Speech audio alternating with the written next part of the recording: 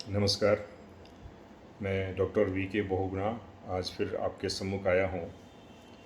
और जैसा कि आपको विदित है, मैंने जो दो वीडियो डाले थे यहाँ के प्रशासन तंत्र पे, और प्रधानमंत्री श्री नरेंद्र मोदी जी से मैंने ये अनुरोध किया था कि यहाँ पर आमूलचूल परिवर्तन की ज़रूरत है। आप देखिए, आप भारत सरकार में बहुत अच्छे अच्छे कार्य कर रहे होंगे, लेकिन जब तक आप राज्यों की तरफ सफिशिएंट ध्यान नहीं दोगे तो फिर इस तरह की घटनाएं होती हैं, जैसे कि उत्तराखंड में हो रही हैं, केरल में हुई हैं। तब आपको PFI पे एक्शन लेना पड़ा, पर 2 साल तक आप लोग चुप बैठे रहे, 3 साल तक। तो वही हाल उत्तराखंड में हो गया है। और एक इतनी कुत्सित से कार्य में हुआ है, अभी हमारी एक बच्ची को यहाँ के ही लोगों ने, हमारे ही उत्तराखंड के पहाड़ियों ने उसको ले जा करके ऋषिकेश में के पास जो है उसको नदी में फेंक दिया, क्योंकि वो उनकी जो गंदी निगाहें थी, जो उससे वो गंदा काम कराना चाहते थे, जो लोग इनके यहाँ उस रिसोर्ट में आते थे यमकेश्वर के पास, उसने मना किया और ये काम इन्होंने कर दिया। अब आप देखिए, हम 2021 के चुनाव में मैं बार बार ये कहता रहा हूँ कि हमने जो 4 आदमी खड़े किए हैं वो इसलिए खड़े किए हैं कि यहाँ की संस्कृति जो है, उत्तराखंड की जो अस्मिता है, वो बहुत खतरे में है। आज तक कभी ऐसा कृत्य किसी पहाड़ के रहने वाले आदमी ने यहाँ पर नहीं किया है, जो कि अभी जो रिसोर्ट के जो मालिक हैं और उनका जो बड़ा भाई है, वो तो उत्तराखंड सरकार में, बीजेपी गवर्नमेंट में, वो किसी बैकवर्ड क्लासेस के कॉरपोरेशन का उपाध्यक्ष था। इसका मतलब है उसको कहीं राज्य मंत्री का कोई दर्जा दिया होगा। और उसके जो पिताजी हैं वो भी जो है, कुछ खबरों में तो वो RSS के प्रचारक हैं। अब ऐसी घटनाएं जो हो रही हैं उसका कारण मैं पहले ही बता चुका हूँ। पैसा जब इतना ज़्यादा लूट खसोट मस्ती है तो आदमी का जो है ना, विवेकहीन हो जाता है, और फिर वो अपने संस्कृति को भूल करके, पैसे में एक ऐसी बीमारी है कि वो पैसे कमाने के लालच में फिर गंदी गंदी हरकतें, जो जो उसमें जो जो सेक्स रैकेट ये लोग चलाना चाह रहे थे, हालांकि उसमें अभी पुलिस इंक्वायरी कर रही है। मैं कुछ नहीं कहना चाहूँगा आगे, बट इतना ज़रूर कहना चाहूँगा, उस बच्ची की जो हत्या हुई है वो ये साबित करती है कि उत्तराखंड की जनता को अब उत्तराखंड की जनता को चुप नहीं रहना चाहिए, और एक ऐसे ऐसे समाज की संरचना करनी चाहिए जिसमें राजनीति में केवल वो लोग आएँ जो जो अपने को ईमानदारी में ढालें, चरित्र जिनका अच्छा हो, और उससे सबसे ज़्यादा है वो पढ़े लिखे हों। आप देखिए, जो मैंने 2 वीडियो दिए थे उसमें मैंने पहले वाली वीडियो में मैंने जो कहा था कि जो यहाँ के जो संवैधानिक पदों पे जो रहे हैं, अध्यक्ष रहे हैं, उन्होंने जिस तरह से मनमानी करके संवैधानिक व्यवस्थाओं को ध्वस्त किया है, और अभी तक गवर्नमेंट ने इनके खिलाफ कोई एक्शन नहीं लिया है। आपने 268 नियुक्तियाँ जो हैं पब्लिक के प्रेशर में तो समाप्त कर दी हैं, लेकिन उसका क्या, जो 2001 के बाद हुई है, जो परमानेंट है, ये तो आपने एडहॉक और फिक्स्ड पे और उपनल के जो लोग हैं उनके द्वारा किया है। आपने जो नौकरियां जो परमानेंट हैं उनको भी जो है कैबिनेट में ले जा करके उनको निरस्त किया जाए, उसकी इंक्वायरी की जाए। और अभी कल ही एक और वीडियो वायरल हुआ है, उत्तराखंड का जो ये पब्लिक सर्विस कमीशन है, उसमें एक जो पहले भूतपूर्व जो सदस्य थे वो किसी लड़की से सेक्सुअल फेवर मांग रहे हैं या पैसे मांग रहे हैं, और मैं उसको, वो कह रहे हैं कि मैं तेरे को वो बना दूंगा। और जो वीडियो बाहर हुआ है, जो ऑडियो बाहर हुआ है, उससे साफ जाहिर है कि यहाँ प्रशासन तंत्र तो है ही नहीं, लूट खसोट करने वालों का तंत्र पे कब्जा हो गया है, और एक राजनेता के रूप में घूम रहे हैं, और पूरी ब्यूरोक्रेसी को उन्होंने कंट्रोल करके रखा हुआ है। और यहाँ के ब्यूरोक्रेट को भी ये सोचना चाहिए कि वो क्यों वो अपोज क्यों नहीं करते हैं, अगर वो सही है या उनके साथ वो शामिल हो गए। तो हमारा ये कहना है उत्तराखंड की जनता को कि देखिए, आप 3 सवाल सरकार से पूछिए कि आपके पास ऐसे लोगों को पद देने के क्या नियम हैं, आप टिकट किन लोगों को देते हो। आप, आज की हालत ये है कि कांग्रेस और बीजेपी के जो नेता हैं वो उस जमाने के हैं जब यहाँ पे अडवाणी जी की रथ यात्रा हुई थी, उत्तराखंड और यूपी जब डिवाइड हुआ था, तो अब वो लोगों को जो नेतृत्व मिला है, जिन लोगों को, उनके अंदर इतनी क्षमता नहीं है सोचने की कि हम कैसे राज करें। कुछ लोग अच्छे हो सकते हैं लेकिन उनको साइडलाइन किया हुआ है।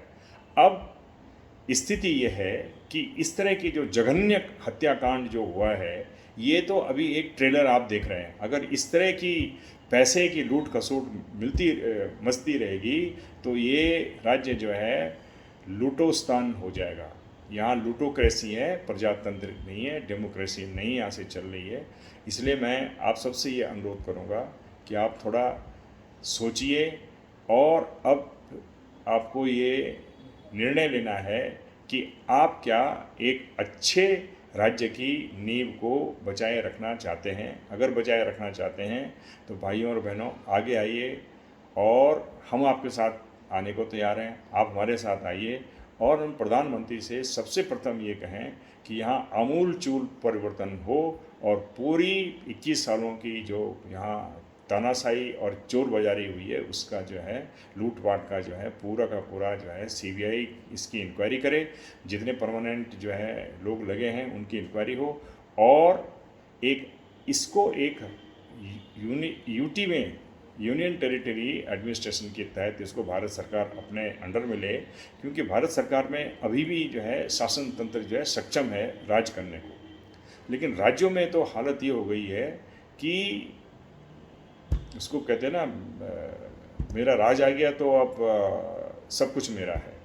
और आप ये देखिए अभी उत्तराखंड रक्षा मोर्चा ने बहुत एक अच्छे पत्र जो है यहाँ सरकार को लिखे हैं, पर वो हमारे किसी पत्र पे ध्यान नहीं दे रहे हैं क्योंकि उनको लगता है कि वो सब कुछ ठीक कर रहे हैं। अब आप देखिए, हम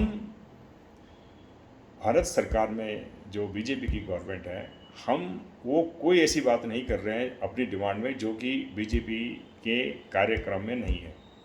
वो ठीक है कि यहाँ के जो बीजेपी के नेता हैं वो पैसे खाने में लगे हुए हैं। सारी की सारी जो है सरकार जो है वो अंधेर नगरी चौपट राजा वाली बात हो रही है। तो हमको सर्वप्रथम ये कहना है, अब हम आंदोलन की राह पे चलते हैं और प्रधानमंत्री से हमारा फिर अनुरोध होगा कि इस तरह के जो जघन्य हत्याकांड हुए हैं, आप पहले तो ये कीजिए कि बीजेपी का संगठनात्मक ढांचे को पहले ख़त्म कीजिए और समाज से अच्छे लोगों को उसमें अंदर कीजिए। स्पेशली मैं नड्डा जी से भी ये अनुरोध करूँगा। माना आपके अभी के जो चीफ मिनिस्टर हैं, माना वो लगे हुए हैं बेचारे इधर करने में, स्ट्रॉन्ग एक्शन लेने में, अखबारों में आ रहा है वो कर रहे हैं, पर मैं ये कहूँगा उन एक आदमी से एक अकेला चना कोई भाड़ नहीं फाड़ सकता। अकेला चना जैसे कहते हैं, अकेला चना जो है इतना काम नहीं कर सकता है जो कि एक संगठनात्मक एक संगठन की शक्ति होती है। तो एक चीफ मिनिस्टर अगर अच्छे हैं, क्या वो कार्य करने की क्षमता के अनुसार जो तंत्र इतना खराब हो गया है उसमें कोई सर्वाइव कर पाएगा? इसलिए मैं ये कहना चाहता हूँ कि आमूल चूल परिवर्तन कीजिए और इसको यूनियन टेरिटरी बनाइए, ग्रूम कीजिए लोगों को। और मैं तो ये कहूँगा जो अभी जो नृशंस हत्या हुई है उस अंकिता भंडारी की, उसमें तो भारत सरकार को इमीडिएटली अपने संगठनात्मक ढांचा जो यहाँ पे बीजेपी का है उसको भंग करके एक नए सिरे से तैयार करें, क्योंकि यहाँ पे अच्छे लोग भी हैं। आप उनको अच्छे लोगों को लाइए। आपने तो 70-75 लोगों को ये राज्य की बूटी थमा दी है और उसका कारण है कि आज 75,000 करोड़ रुपए के ऋण में ये राज्य फंसा हुआ है। और अगर ऋण में है, अगर वो पैसा कहीं सही कामों में लगता हो, आज की देखिए शिक्षा व्यवस्था बदहाल है और स्वास्थ्य बदहाल और रोडों की हालत बदहाल। 4 धाम यात्रा में आपने पहले जो वीडियो निकाला था उसमें तो चीन के पैटर्न पे जो पिलर पे रोड बननी थी, तहस नहस हो रहा है। और इस तरह के जो जघन्य हत्याकांड जो अभी हुआ है, इस तरह तो भाइयों और बहनों ये बढ़ते चले जाएंगे, क्योंकि पैसा इतना आ गया है इन लुटेरों के पास कि ये कुछ भी करेंगे और यहाँ की जनता त्राही करेगी। और मैं तो मुझे तो आरएसएस पे बहुत विश्वास है कि वो वही एक अभी तक एक मैं समझता हूँ भारत में वही एक ऐसी संस्था है जो कि व्यक्ति के चरित्र का विकास करती है। और आरएसएस जो है धीरे धीरे किस तरह के लोग इसमें आ रहे हैं इनको ये भी देखना चाहिए। और दूसरी बात, संगठनात्मक ढांचे प्रधानमंत्री को यहाँ फिर से बनाना चाहिए। और जहाँ तक बात ये इसकी है, क्या नाम, जो आरएसएस की मैं जो है बात कर रहा हूँ, इनको भी अपने ऑर्गेनाइजेशन में ये देखना चाहिए कि कैसे कैसे लोग आपके यहाँ अब आ रहे हैं, क्या वो। और जब पहले बीजेपी पावर में नहीं थी तो आरएसएस वाले बहुत अच्छे रहते थे, अब आप हर जगह जाइए तो आरएसएस वालों के खिलाफ भी लोग एलिगेशन आ रहे हैं। तो मैं मोहन भागवत जी से भी अनुरोध करूंगा कि आप इसमें भी कुछ कीजिए, अपने लोगों के जो चारित्रिक विकास है उसमें भी आपको थोड़ा और देखने की आवश्यकता है। और एक मैं सवाल ये करना चाहता हूँ, जो नियुक्तियाँ अभी इन्होंने 268 कैंसिल की हैं, ये वो नियुक्तियाँ हैं जो कि तदर्थ रूप में हुई थी, एडॉक हुई थी। ये लोग परमानेंट नहीं हैं, ये या तो ये फिक्स पे में है या फिर ये इनको उपनल के सहायता से लाया है। अब उन नियुक्तियों का क्या होगा जो 2001 से लेके 2016 तक हुई हैं, वो परमानेंट हो गए हैं, उसकी पूरी इंक्वायरी होनी चाहिए। और सबसे बड़ी बात यह है कि जिन लोगों ने ये किया, उन्होंने कॉन्स्टिट्यूशन के राइट ऑफ इक्वलिटी को जो वायलेट किया है, वो एक क्रिमिनल कॉन्स्पिरेसी के रूप में ये सामने आया है इस देश की जनता के खिलाफ। क्या प्रधानमंत्री जी और यहाँ के चीफ मिनिस्टर क्या उनके खिलाफ एफआईआर दर्ज करवाएंगे? क्योंकि जनता में आक्रोश बहुत है और अभी भी भारत सरकार के प्रति और प्रधानमंत्री के प्रति लोगों का अभी मोह है इस राज्य में।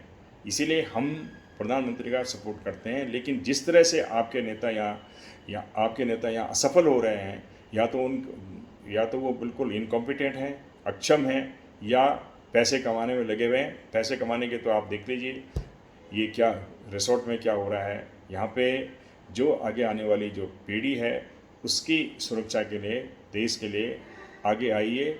और प्रधानमंत्री को इस विषय में हमारी जनता को फोर्स करना चाहिए कि वो 3 काम इमीडिएटली करें। यहाँ बीजेपी के जो ऑर्गेनाइजेशन है उसको भंग करके नए सिरे से उसका पुनर्गठन किया जाए।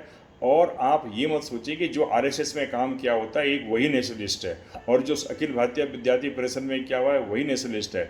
ये जो यहाँ के जो लोग हैं वो तो आप देख रहे हो जो आपकी क्रॉप कैसी है।